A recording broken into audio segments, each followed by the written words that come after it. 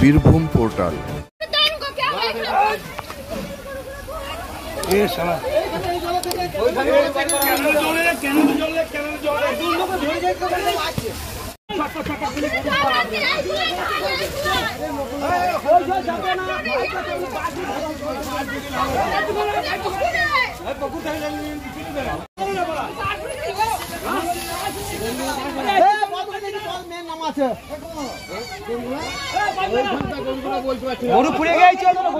মিরপুরের গরুর গোয়ালে আগুন। গরু উদ্ধার করতে ঢুকে সেই আগুনেই ঝলসে গেল 3 ব্যক্তি।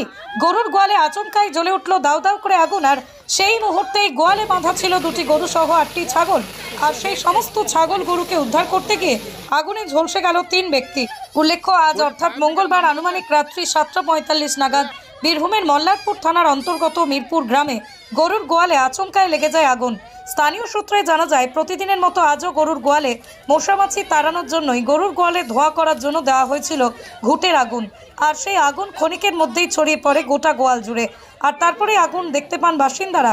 ঘটনাস্থলে গরু ছাগল উদ্ধার করতে আসেন গ্রামেরই 2 জন। তবে গরু ছাগল উদ্ধার করতে না পারলেও গরুর গোয়াল থেকে বেরোনোর মুখে সেই আগুনে বেশ কিছুটা ক্ষতির মুখে পড়ে 3 ব্যক্তি। তৎক্ষণাৎ আহত 3 ব্যক্তিকে সাঁইথিয়া হাসপাতালে নিয়ে যায়। অন্যান্য গ্রামবাসীরা ততক্ষণে আগুন নেভানোতে হাত লাগান এবং দমকলে খবর দেওয়া হয়। ঘটনাস্থলে রাত্রি 8টা নাগাদ আসে দমকলের ইঞ্জিন। তবে বেশ কিছুক্ষণ জল দেওয়ার পর রাত্রি প্রায় 9টা নাগাদ আগুন নেভানোর কাজ সম্পন্ন হয় বলেই জানা যায়।